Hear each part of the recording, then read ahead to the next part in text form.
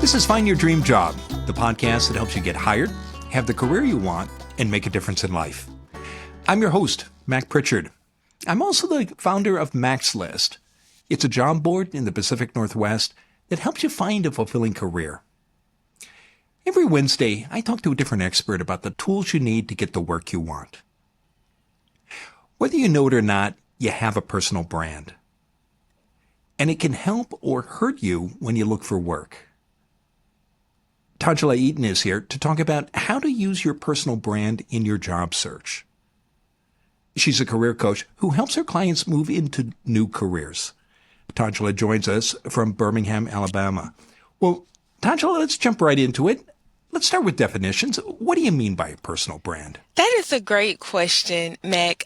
And what I like to say that in its most simplistic term, your personal brand is your reputation. And we all have a reputation from our relationships with other humans, family, and friends. But in the more sophisticated term of the personal brand from Harvard Business Review, it's the intentional messaging of the values that you bring. And I like to say the values that you bring to the marketplace.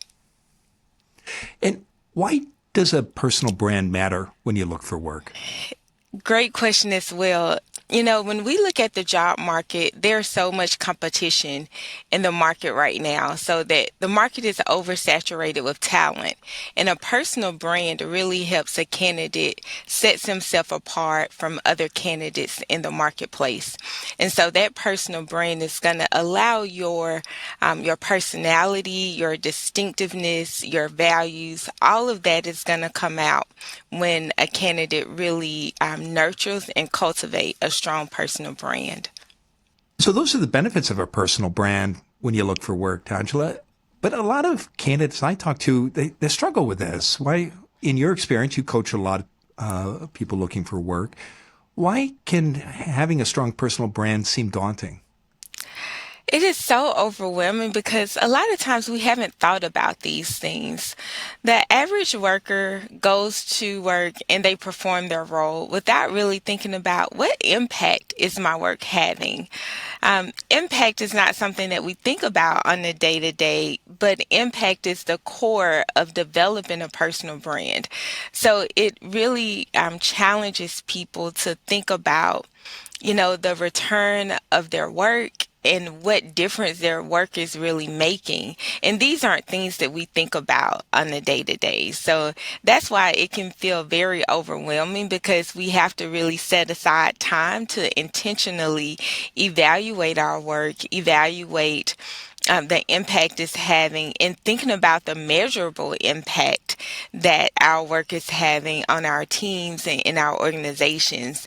And so that's why it can be very challenging to get started. But once the candidate gets started, it doesn't feel as overwhelming. What do you say to someone in the audience who thinks, well, I'm not a marketer, Tonjala? How can I have a good personal brand or share it with others? What's been your experience? In that regard, I would say to the person, even though you don't consider yourself a marketer, we all have to share our message. We all have to tell someone else what we do and what we're good at. And so we have the ability to do it. And I would recommend that person really thinks of sharing a personal brand as just really informing others about what they do. And so when we think about it like that, we inform others of products and services that we use all the time. And this is our opportunity for us to inform others about what we do and what our products are that we bring to the marketplace. Well, we've talked about why a brand matters and how it can help you get your next job. Let's talk about how to use your personal brand in your job search. And you've got three steps that you recommend people follow. The first is to start with self-reflection. What do you have in mind here, Tangela? This is your opportunity to really think about your career and your previous roles and what you've contributed to those teams in your organizations. And also think about, what do you want to be known for? That is an excellent question to start with. Just really thinking through, what do I want people to associate with me? If you are an accountant, do you want people to associate transparency with you? If you're in research, what do you want to be known for as a researcher? That's one question that I ask people to really think through. And think through, what have you already achieved? A lot of times candidates aren't aware of their achievements and contributions, but really naming those out can be very impactful. And then think about, who needs to know about my gifts, skills, and abilities? And what promise do I want to give to my audience? And your audience are the people that should know you. Are there tools or exercises you found to be helpful in your work with your clients to help them figure all this out, to answer those questions you've just raised? Yes, I think I keep it very simple. Sit down with a blank sheet of paper and a pen and just answer those questions, and don't try to eliminate what's coming up. Sometimes we like to filter our thoughts. And so if you can answer those 4 questions just with a blank sheet of paper, we don't have to, do anything fancy, but to do self-reflection, but we just need to answer the questions. For people who want a little bit more guidance, I encourage clients to use ChatGPT or AI or any other tool of that nature, to really have the AI tools such as ChatGPT ask you a series of questions to help you think through your personal brand. You can put in prompts, very simple prompts to help you think through your personal brand. Say more about that. What prompts do you recommend people use? What are your top 3 ChatGPT prompts to figure out what you're good at, what your strengths are, and to help you create that personal brand for your job search? I would encourage people to treat ChatGPT like they're having a conversation with someone else. And you can tell ChatGPT, first you would give it an identity. So you can say, you are an expert marketer and I am your client. I need assistance creating my personal brand. Can you ask me a series of questions to help me self-reflect on what my personal brand should be? And you would be surprised. ChatGPT would give you so many excellent questions for you to answer. And then as you answer those questions on a blank sheet of paper, you can let ChatGPT know, oh, this is great. Here are some things that I'm thinking about. Can we further develop my personal brand? And going through that exercise with ChatGPT will really help a candidate solidify what their brand is. You also recommend that people be known for 3 things.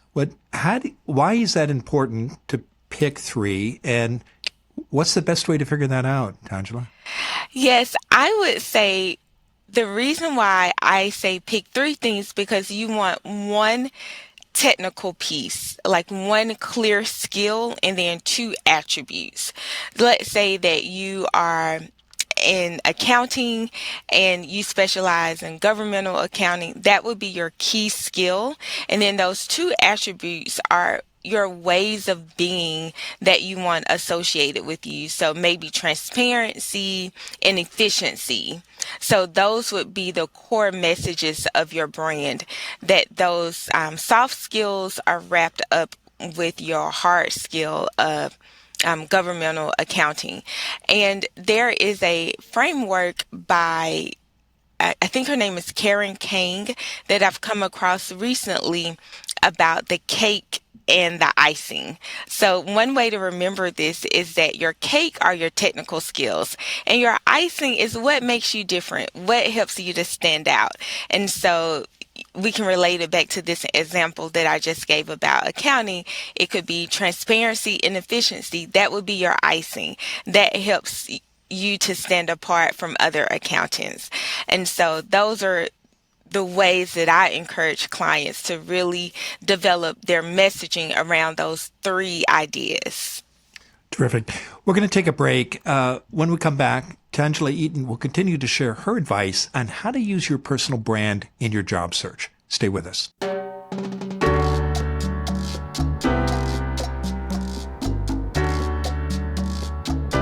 We're back in the Max List studio. I'm talking with Tonjala Eaton. She's a career coach who helps her clients move into new careers. And Tonjala joins us from Birmingham, Alabama. Now, Tonjala, before the break, we were talking about how to use your personal brand in your job search. And we talked about why a personal brand matters, what it is, how it can help you when you look for your next position. And we started walking through 3 steps you recommend your clients and others take to strengthen and use your personal brand when you're looking for your next job. The second of your 3 steps is to be intentional in using your brand. What do you have in mind here, Tonjala? Yes, with being intentional, this is really about setting a clear goal. So maybe you want to land a role with a specific title or in a specific industry or in a specific location. I really encourage clients to really get clear on what the goal is and who the audience is so that you can measure the impact of your work when you start to spread your message. Okay. And what if you're not focused, if you try to be too many things, what happens then? You just don't get a lot of traction, and you can get to burnout much sooner than if you're focused. And by traction, I mean you may not start getting the interviews that you want, and you may not be called by recruiters because it could be really difficult to say, oh, this person is interested in marketing, they're interested in sales, they're interested in customer service. So when you really have that focusedness to your brand, you can measure who are the recruiters that are contacting me, what type of interviews am I getting called back for. And so when you're not focused, it can just drain your energy and really lead to burnout. And to be clear, we're talking about having a clear focus for the job you want. And I meet many candidates, and candidly, I did this myself early in my career, who say, well, I'm open to a lot of different things. And they apply for different positions. What do you say to someone who is doing that, particularly if they're feeling some urgency that, they've got some bills to pay? Great question. I would advise a candidate to be very specific in what you are public facing about. So when I mean public facing, that is the work that you're going to share on LinkedIn, the other social media platforms that you may use for your job search like X and even Reddit. Be public facing there with one clear message, but behind the scenes you can apply to a multitude of different roles if that is what you choose to do. But you want to be known for one clear thing by a multitude of people. I give the Nike example. Just do it is Nike's mantra. We all know that. And a lot of us know that. So clients can do the same thing using those 3 attributes with one clear message from one target audience. But behind the scenes, you can apply to a multitude of different roles if you so choose, but you want to be known for a clear thing with a clear message by a lot of people. You work with a lot of applicants, but you also work with employers. What is your experience, Tonjala, what do you hear from employers directly when they've got a number of applications and one person they can tell is focused on one goal and has a brand that supports that, and somebody is focusing or applying for a position that their brand doesn't really support? They're known for something else. What do employers tell you about that second candidate? Yeah, employers will say, I don't know what to do with this candidate. I don't know where to place them. And so if her employer has a clear role that they're looking to fill, the person that they can envision, this person will do really well here because of A, B, and C, that candidate oftentimes have a better fit in the organization. Candidate B, the employer may try to look for different ways to bring the person on the team, but it just isn't as smooth. And so sometimes employers will say, it just wasn't the right fit because of the placement. I don't know where this person is going to fit the best in my organization and in my team. Yeah. So your three steps. The first one is start with self-reflection. Figure out what you want to be known for. Pick your top three. Your second step is be intentional. Have a clear job search goal and a brand that supports it. Your third step for using your personal brand in your job search, Tonjala, is to share your brand. You've touched on this, but tell us more about what you mean. What's the best way to put your brand out there? Number one, I advocate for clients to be on LinkedIn and be vocal about your message. And the areas in your LinkedIn profile that you can share your brand is in your banner, in your headline, and in your about section. So those are three areas that you can begin to hone your message and cultivate this identity. Other places on LinkedIn that you can share your brand is through what you post and what you support, because that's where you're going to demonstrate what your knowledge is and share your skill set. Other than LinkedIn, in your day-to-day life, you can attend certain association meetings or different networking events and different conferences where you're sharing your brand. When you're on the job market and you are completing your applications, you'll share your brand in your interviews so that your interviewers has a clear message of who you are and what your value is. And also in your cover letters, you can begin to share your brand there. So there are multiple ways to share your brand, both virtually and in person. Why is LinkedIn so important? Why do you recommend LinkedIn first? How does that help you communicate your brand, especially when you're looking for work? Because most oftentimes that's where your audience will be. The recruiters looking to fill positions are on LinkedIn. Many people don't know, but recruiters often use a LinkedIn tool called Recruiter Tool that helps recruiters source talent. And so as someone looking for work, that's where you want to be, where those decision makers are. And so definitely being on LinkedIn is huge to your success because that's where your audience is. Many of us use other online platforms, often for personal use, to share news with friends and family.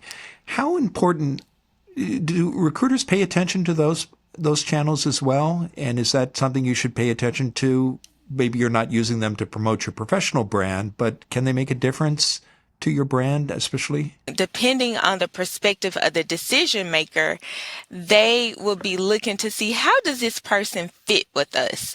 What are their common interests? What type of person this is? So I've had decision makers tell me, I'm going to look at the person's Facebook because this is who I have to work with. I want to make sure that there's a personality fit there as well. So in that regard, I would encourage clients to just do an assessment of all of your social media profiles to make sure that what you are portraying, even socially, supports your professional brand, meaning make sure that your personality is likable on your other social media channels and you're not posting anything that can be controversial that will hurt your job search. Well, it's been a great conversation, Tonjala. Now, tell us what's next for you. What's next for me, Mac, is to continue to support job seekers in landing their dream roles and doing more career coaching. Oh, terrific. Well, I know that our audience can learn more about you by connecting with you on LinkedIn. And when you do reach out to Tonjala, please mention you heard her and saw her on Find Your Dream Job. Tonjala, quickly, what is your website again? I know you just relaunched your website. What's the URL? My website is CoachTonjala.com. Terrific. Now, Tonjala, given all the great advice you've shared today, what's the one thing you want our audience to remember about how to use your personal brand in your job search? Be really clear about what your message is and the value that you bring and who you want to serve. And when you do those things, you'll see that your personal brand will take you very far.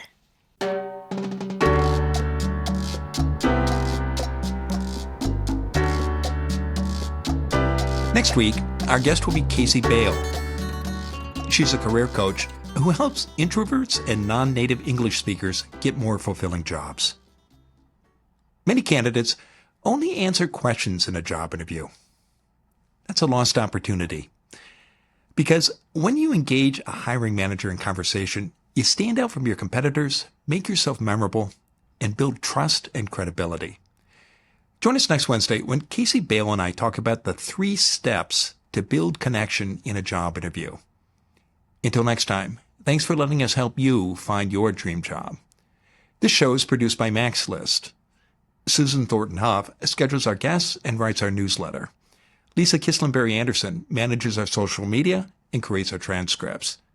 Our sound engineer and editor is Matt Fiorillo, and our music is by Freddie Trujillo.